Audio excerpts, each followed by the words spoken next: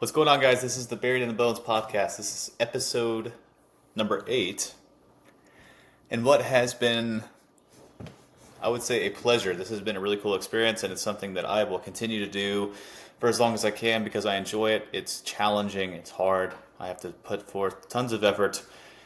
I have to be disciplined enough to do it, and it's fun. So, for those who have listened frequently, I appreciate you guys more than you know. And some people are listening who are new, and welcome in. Last week we talked about endurance and expression and how internally derived attributes can be outwardly expressed. Endurance is love. This life thing is an ultramarathon event, and if we're lucky and disciplined and consistent enough with our consistent and continuous action, we will see through the end. And if we're lucky and we did our duties, we will have helped each other, and the grand old prize is not just some other person's heart, but also our own, which is love and acceptance. It's pretty cool. Yeah. Today I'm going to leave you guys, or I'm going to have some questions for you, and it's going to be considered an exercise today, this subject matter, this episode. It originally was going to be strength and expression and kind of play off of last week, but it changed after yesterday. So I changed the script, and we're here. So what I'm going to do, I'm going to give you questions, and what you're going to do is you're going to write these down, and we are going to do an exercise together, and we'll see where it goes. Question number 1, write it down. What are you exercising? I'm not going to give you the right answers. You'll see. Number 2, what role do you play within these exercises?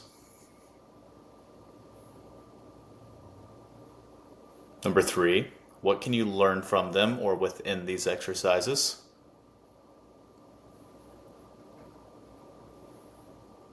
And number 4, is your character sustained or disdained in the end? Number 5, will not come until the very end. Got you guys. I've always been fascinated with how anatomical and kind of physiological properties and then traits are also kind of rooted in what is adjectives that we describe today. It's kind of like endurance and strength can kind of be rooted into courageousness and resilience. Power is kind of expressed with our presence, and then love is rooted in what is acceptance. But we got to this idea today because I went to grab a beer or two with some of Cal and I's friends yesterday, and I did not want to go at all.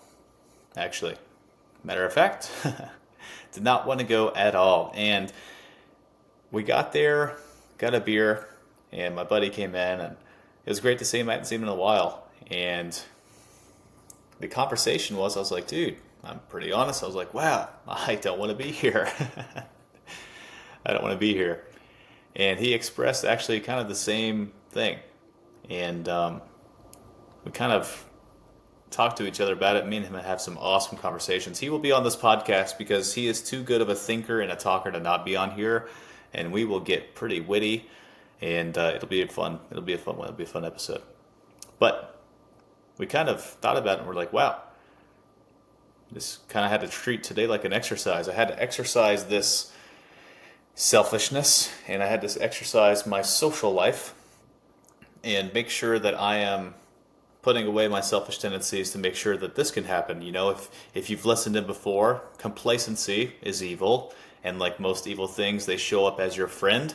And in this case, if you are complacent within your relationships, you'll have no friends except your own personal complacency, which sucks. Don't recommend it. But yeah, we started talking, and it was this, okay, this is an exercise. How many other things can I do throughout my day, throughout my life, that I have to work on and put forth effort? So the focal point today is, what are you exercising exactly? The association of exercise seems to be within the fitness realm, right? Everyone associates exercise with fitness and training. However, it's not true. There are tons of exercises that we can now implement in our day to day to complement our lives and not make it something that is just unconscious action. And let me give you some examples. When I'm in the weight room, what I do is I train and exercise my will, my discipline, my physical body as a means to explore my mind, and I explore new sensations and deeper ranges of motion. My heart rate, different resistance levels, different weights. And if I'm lucky, I get to a point where my mind is in this point of self-pity, and then I get to train and exercise my internal dialogue and keep rooting that back to what is pure and good. Writing is a great exercise for my heart and mind. It has been. It's been awesome. Like for this, I have to sit down and write for 3 to 5 hours every Sunday. Also, I have to sit down with myself. And not just delay gratification of going outside, what is a beautiful day today, but I have to sit down with the frequent stranger and person I wish I was better friends with, who is me. I have to sit down with myself for a little bit and ask myself some hard questions and make sure that my thoughts are my own, where I'm at in my headspace. It's expressed in my writing. Is it cynical? Is it pure? Is it happy? Is it joyful? Is it honest? Do I believe it? I have to go through these things, and it's really fun. Socializing, that's an exercise. Just the moment of getting off my couch, I had to exercise the selfish tendency to say my energy is best put on the couch watching Kill Tony, which is a comedy series. If you've not watched it, hilarious. But I have to exercise that selfishness, man. And we're all smart enough to convince ourselves that our energy is typically put, or better put, elsewhere. Except when it's 3, 4, 5 weekends in a row of not doing anything, now it's something that is complacent. And you have not exercised that battery, and you have given in to that subtle impulse of selfish thoughts more times than you and I, can count. Sometimes you have to go socialize, put forth the effort, keep people in your lives, and talk about things you don't necessarily want to talk about that day, or ask them about themselves. Talk about things that you don't necessarily agree with, and hear them and choose to love them anyways, because that is what life is about. If you believe that human beings should think fundamentally just like you about every single concept or idea, and that everyone should think the same way as you do, that is on you. You need some exercise. You need to exercise that thought, because that is just not true. That's not how human beings work. If not, we'd all just be clones, and that would suck. It's not very fun. My dog exercises my selfishness as well. I get home. Do I stay downstairs and go cook myself or make a coffee real quick and do something that I personally want to do before I go check on them or whatever? Or do I rush upstairs, go upstairs, make sure that I grab them, love on them, take them outside, take them on a walk, and put him first before me when I walk in? Well, that's an easy answer. He deserves my best. And it's not fair to him if I have that subtle impulse of being like, ooh, there's a cookie. I'm going to delay the 15 seconds and grab a cookie on the counter rather than go celebrate my boy. They're not just actions, they're actually all responsibilities. And they can all kind of be broken down to and compartmentalized into the questions we had. What are you exercising? What role do you play within them? Can you learn from them or within them? And is your character sustained or disdained in the end? If I choose my cookie 10 times in a row, then my character is pretty stained, I would say. Not great. Yeah.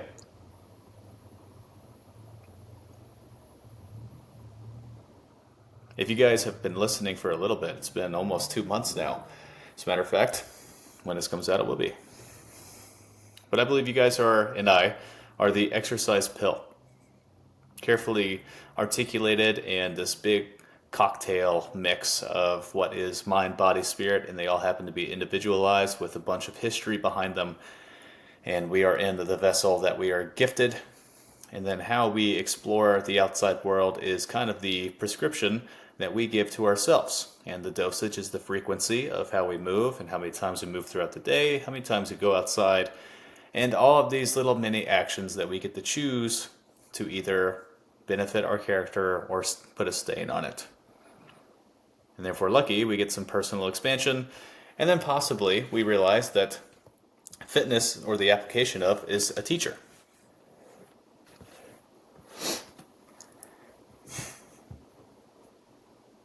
Every time I train, it's a fast-tracked exercise that's representative of our lives. You have to go through, or it kind of encompasses voluntary hardship, pain, discomfort, suffering, self-doubt, accomplishment, strength, endurance, and possibly some love at the end.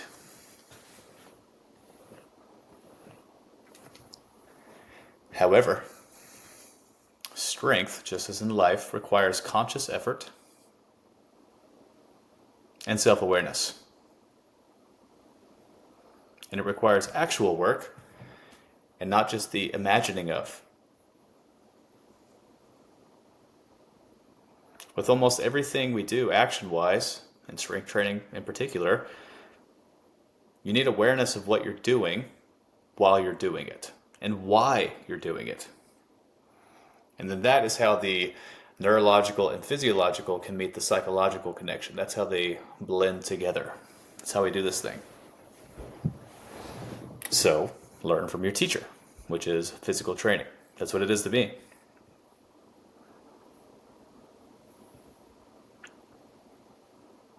And if you're lucky, if we're all lucky, we can figure it out that it is the tool in which we can connect some sensations and explore what is the greatest exercise of all time, the grand all-be-all of exercises, how to be a good/decent human being. That's a bit cynical. Yeah, I mean, it's hard. It can be hard to, if we're so selfish all the time, I'd argue we're probably not the best, and we can all do better. My God, we can all do better. That is the hardest exercise of all, but that is the macro exercise, and the mini ones are our small little day-to-day actions.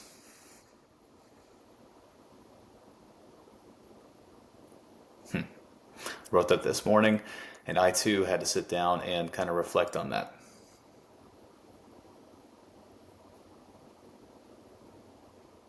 I've said it before, but physical training is not just about task completion. It's exploring your body.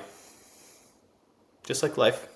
Explore your body, expand your mind, increase your skill set, and then not just use various movements and implements, but you get personal recognition amidst kind of what is internal dialogue and conflict. So every training session, you kind of not just go through what is just movement, but not just what I'm holding on to, like a bench press or a squat.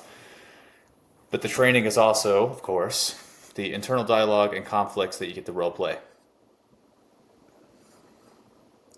And the advancement in our training is what is physical adaptations and then personal evaluation.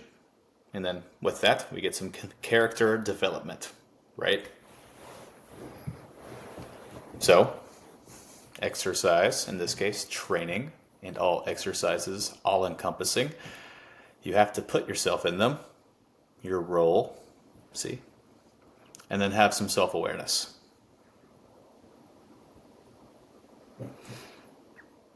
I wrote this earlier, and this was really cool, but I was thinking about like the human body and that's how it changes, and it seems like most people get the adaptation and change when their character begins to have a positive upshift in their mind, in their spirit.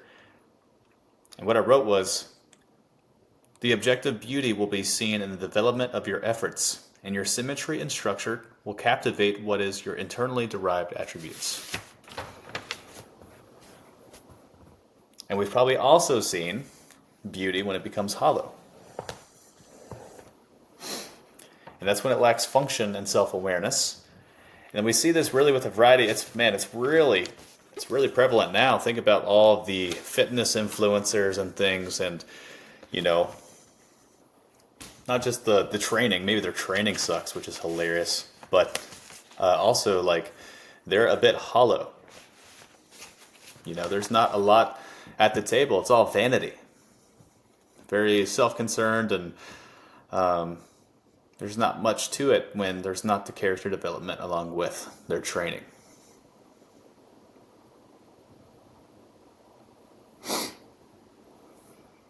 It is every exercise, really, or action, can kind of be, it's almost like a principle of within this action, do I want that sustained character or the disdained character?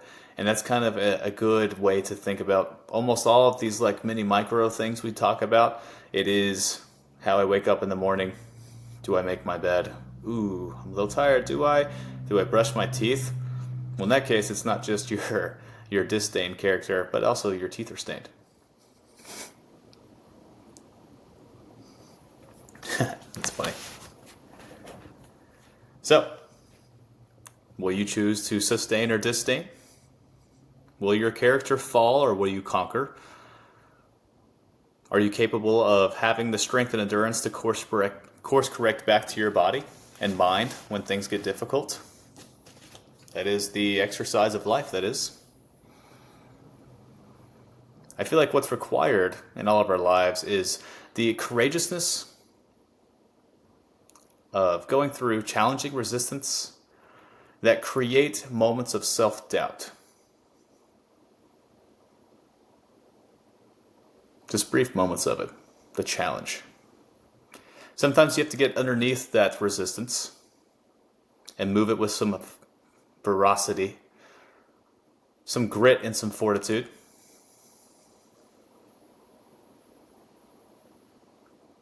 You need to break through your plateaus by exercising your awareness through conscious efforts.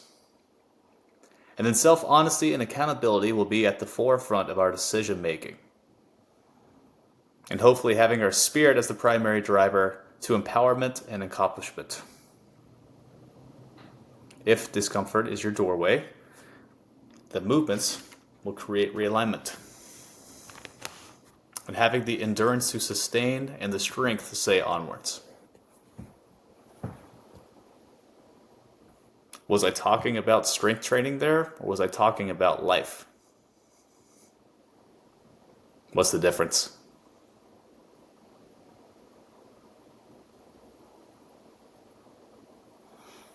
Maybe it's time we all go back to school and learn from our teacher.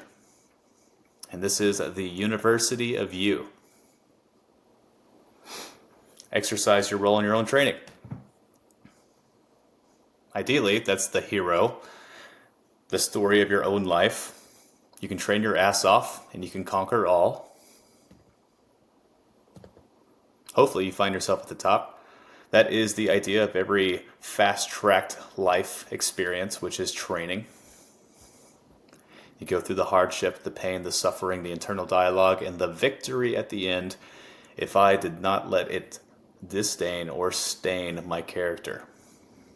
If I go through a training session and I quit, or I skip, or I allow my emotions to come into play, and I project, or I'm angry, or I'm frustrated, at the end, the fast-tracked life experience training session, exercise of life that is, if you're letting things like that happen to you, it's not benefiting your character. So it is a character training session as well.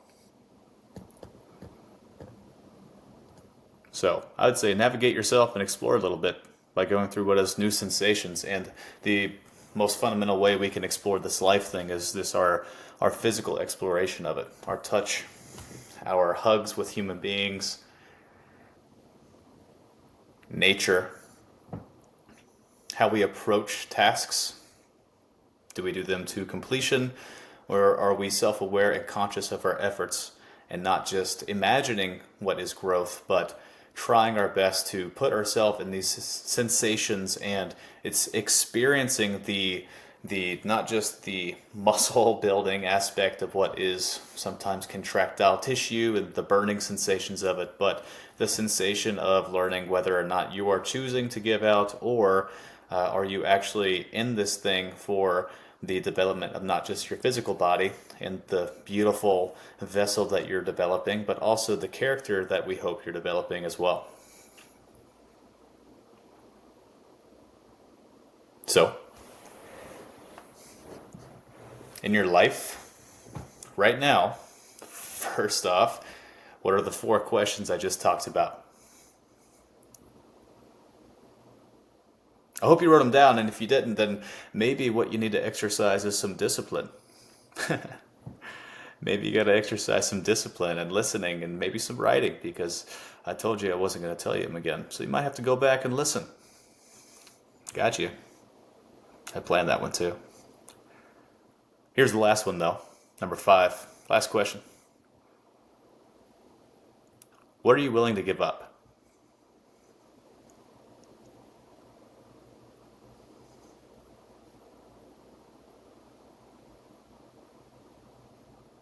This isn't just about physical exertion and some fitness podcast.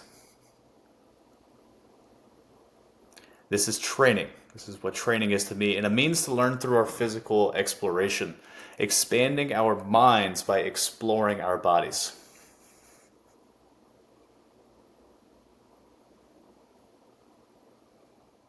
For us, it's like being a student and going back to school.